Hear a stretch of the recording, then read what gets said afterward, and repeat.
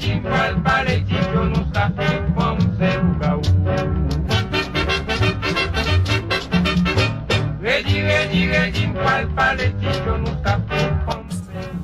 Sapa say, and if you like what you see, please hit the subscribe button and always nabule, yo. Also, if you can, because we all broke in a struggle right now, the struggle is real, please, if you can, donate.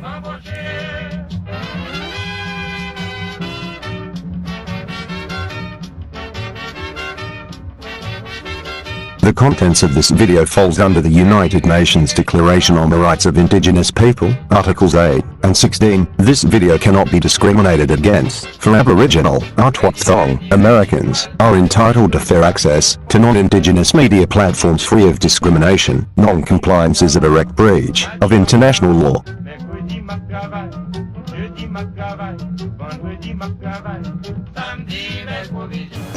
What up, everybody? Welcome back to Action News Network, and as always, Sapa said, you know what I'm saying? So we're gonna go into these Haitian riots and the history of the Haitian people and why it's in their spirit to fight like that, yo.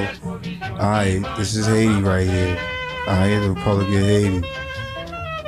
It's a very beautiful country. I'm just let you sit back and watch the pictures real quick, because there's a lot of misconceptions about this country right here.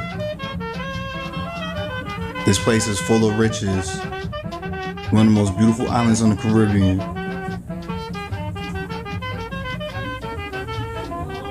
Definitely some of the most fascinating scenery you're going to see in the Caribbean. One of the most diverse geographies in the Caribbean. Mountains, deserts, and beaches galore. It's a beautiful country, contrary to what they show you on TV. Alright? But like anything else, we gotta go with the good and bad and ugly. But yes, this is Haiti, right? This is Haiti. You gotta know that.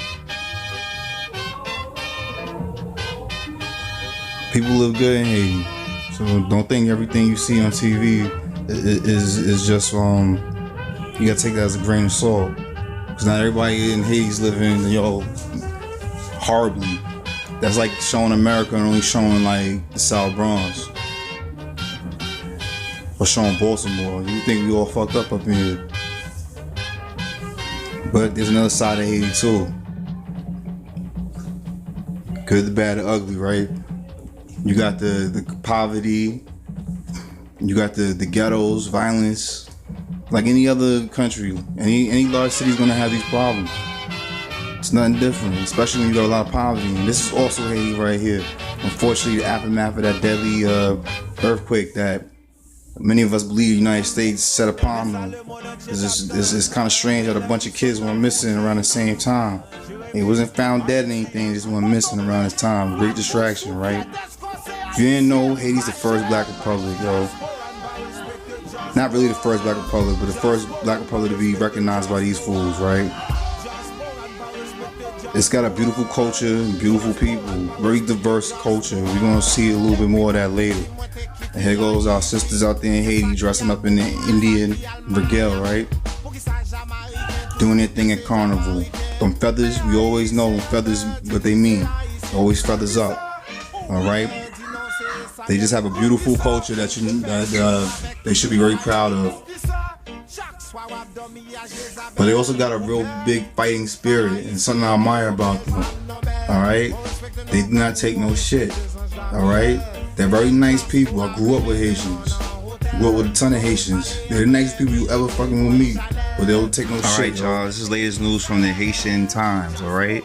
It says, U.S. Embassy in Haiti requests extra security amid riots. All right. You see the picture right here? Top shot, protesters barricade a street in Port-au-Prince, suburb of Petitionville, probably, I don't know, I'm not good with French, on July 7th, 2018, to protest against the increase in fuel prices. That sounds like shit, and I'm gonna tell you why. It can't be no gas riots. Haiti's Prime Minister Jacques Guy Lafontaine on Saturday called for violence from residents in the Caribbean nation amid deadly protests over unpopular fuel price rises. At least one person has died there in the past day. The capital has stood paralyzed since July 6, following the government announcement that gasoline prices would raise by 38 cents, diesel by 47 cents, and kerosene by 51% starting this weekend. And this is a photo from Hector Retamo Hector, whatever. Well, Hector and Getty Images gets the credit for the photo. Washington, this is from CNN. The U.S. Embassy in Haiti has requested additional U.S. Marines and State Department security personnel to bolster security amidst the riots that are taking place there. 2 U.S. officials tell CNN.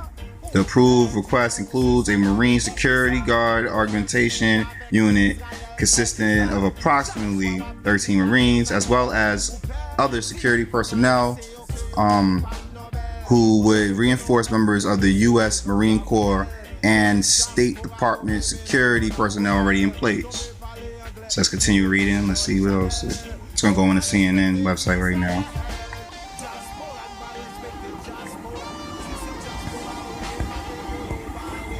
This is all that we already read, right? So it says the Marine, where we left off at. I should have actually came to this. I didn't know it would take me to this right here. Should have known. But the U.S. Embassy in Haiti has instructed all staff to shelter in place. It warned citizens Saturday to stay inside amid continued demonstrations in the capital, Port-au-Prince, and a northern city following a sharp hike in fuel prices ordered by the government. Let's continue.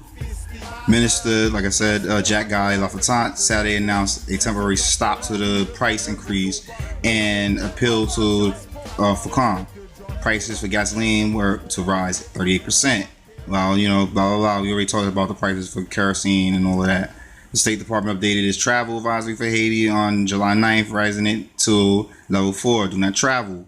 We've been discussed specific security matters concerning the protection of our facilities and personnel. A State Department official said in a statement Tuesday, the security and safety of Americans are among our highest priorities. Local law enforcement and U.S. Embassy security authorities will take appropriate measures to safeguard personnel and visitors. Now, if you really, really, really, really think that this is over gas, in a country where the average person cannot afford any type of vehicle or apparatus that takes gasoline, I mean, they can't even afford a goddamn gasoline-powered lawnmower in the most parts of Haiti. And you really think they crying over gas? I haven't been to Haiti. I can see the pictures. I have a lot of friends who are from Haiti. I grew up with a lot of Haitians. The average person in Haiti does not have a car. You're actually rich if you have a car. All right. So why would these people protest about gas in a country where they can't use the gas for anything? All right. They don't even have gas in a lot of their homes, like the stoves and shit, which runs mostly on propane. So it wouldn't be, any kind of liquid gas, all right? And we're gonna get more into this, but it's another making black people look like, making us Indians and shit all across America and across the world, making us look like fucking fools, 38 cents increase in gas and we killing ourselves and burn down our shit. No.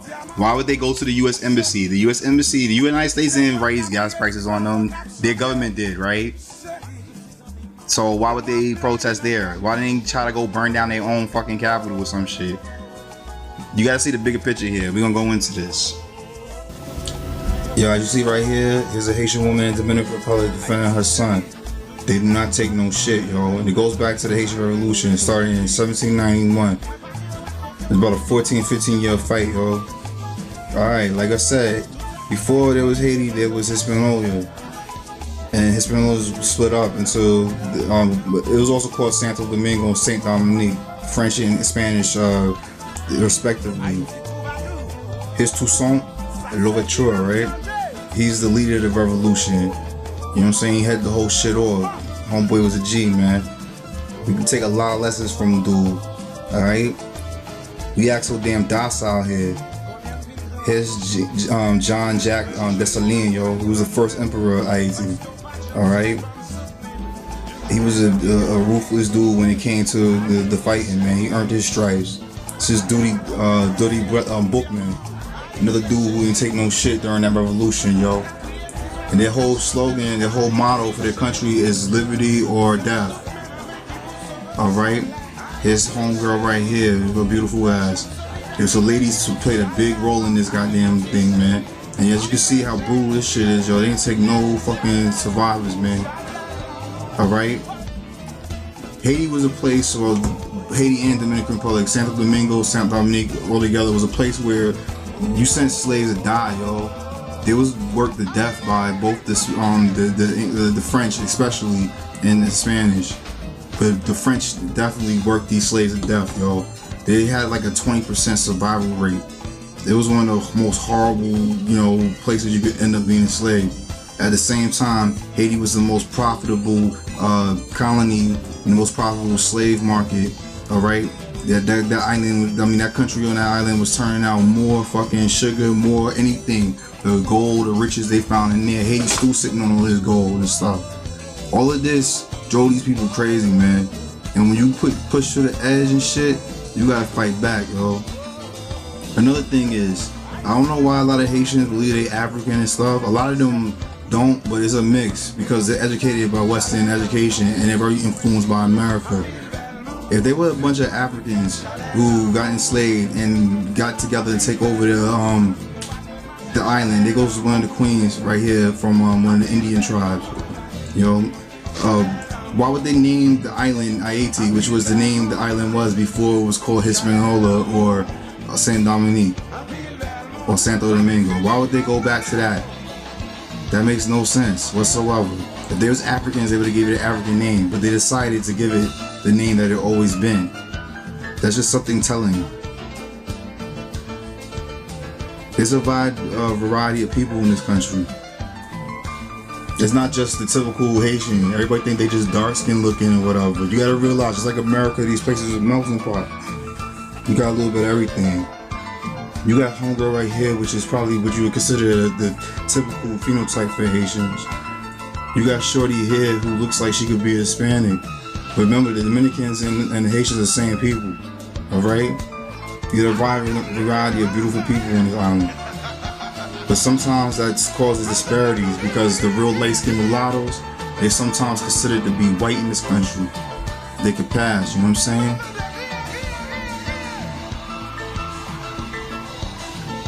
This lady right here, she a Haitian. Probably didn't know that. And this lady right here, I think I got 2 pictures of her. She's some kind of like Haitian folk singer, but she's popular in like France, like a French folk singer, but she's Haitian, born and raised. Alright? There's white people in the Caribbean. All of these dudes right here are Haitian. This lady could be a picture in Puerto Rico or Dominican Republic or Cuba or something. Alright? So the misconceptions gotta change. But at the same time, those people live very well in Haiti. And a lot of the dark-skinned Haitians don't. So you gotta keep it, you gotta keep it funky. Alright, convicted Clinton Foundation tied to child trafficker Laura Silsby. Alright. Break-in CF tied to convicted child trafficker Laura Silsby. Media silent.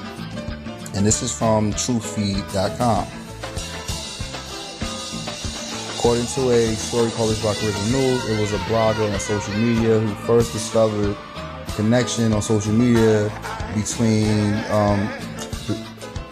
who discovered the connection between HC and child trafficker Laura Silsby. Silsby is the former director of the New Life Children's Refuge. She was caught trying to kidnap 33 Haitian children, most of whom had families. While following the trail of declassified WikiLeaks emails, the social media blogger discovered that Homer Aberdeen was constantly forwarding emails to HC about Laura Silsby's organization. The blogger also linked C emails to attempt, or HC emails to attempt protest to protect Laura Silsby from prosecution. The blogger, known as Pleading the GIF, was a user on social media website Reddit, according to the Daily News article, which Charisma News quoted in their story. They suggested that there was a connection to Secretary of State, HC, Chief of Staff her name right there, Cheryl Mills. I don't think she's important enough to get me flagged. And others after finding emails that appear to be drafts after extradition. The discovery also included WikiLeaks. Excuse me, my thing just went out. WikiLeaks emails from HC, the content of which revealed HC contacting a lawyer regarding 10 people arrested and involved in the child trafficking ring. It was also revealed that the lawyer who had represented Silsby was a convicted child sex trafficker. All right, and there's some quotations down here. We're gonna get in there a little bit.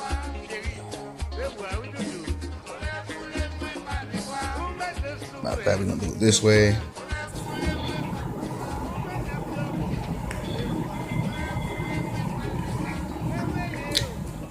And it says the individual in question is one Laura Silsby, former director of the New Life Children's Refuge. She was caught trying to steal 30 children from the country, most of whom were not even orphans and had families. HC had a long history and interest in Ms. Silsby. WikiLeaks emails dating back to at least 2001 have been found in her archives discussing Laura's NGO. Laura has claimed she planned to build an orphanage in the Dominican Republic, but authorities in the country said she never submitted an application for this purpose. Why would you build it in the Dominican Republic when you could have just built it in Haiti? I mean, it's not like the Haitian government or the Haitians would have opposed to doing that if it was for intent to do what you said you was doing. All right. And there's a whole bunch of emails here. I'm not gonna go all into them, but you know, I'm pretty sure you can do that for yourself if you want to. This is a Truth feed, I believe it is. So okay, could this be one of the reasons why? Because they've been going off and on with these little riots and stuff. There's a bigger picture here, and I'm gonna try to dig deep and find out what that big picture is of what set it all off. Because obviously something happened that set it off. I really doubt it's the gas, especially for a rider to decide. They have little riots for gas sometimes because then food distribution is slower because then it goes down to the drivers and stuff, or the price of food goes up in already cash-strapped country. But for them to be like people getting killed and they wanting to go after the U.S. Embassy, there's something bigger at stake here, and the media is silent about this crap. And when the media is usually silent about it, or they quick to throw a different narrative that doesn't make sense, then something is at play here. Once again, liberty or death, that's hard body. It's something that we need to take. You need to gather up the spirit of all of them. All right, Marie Jeanne, Gian, Ducey Blackman, Bookman. Sorry about that. Jack Dessalines, and of course Toussaint Louverture. And the queen right here. These were fighters, and they ain't take no shit from nobody, man. We, on the other hand, we don't. You see in South Africa what they doing. You see what they doing in Haiti right now. They get kicking out these these white interests and shit. People getting tired of these people. And these white boys, these white people, they dying, and they dying by the thousands, There was more white deaths in the United States than there was white births. So put it into perspective that way, all right? We can do the same thing here too, but we need to realize who we are, that we're Aboriginals and that we're Indians and that we've been here and this is our freaking country. Because everybody else know that except for us. Peace and stay tuned.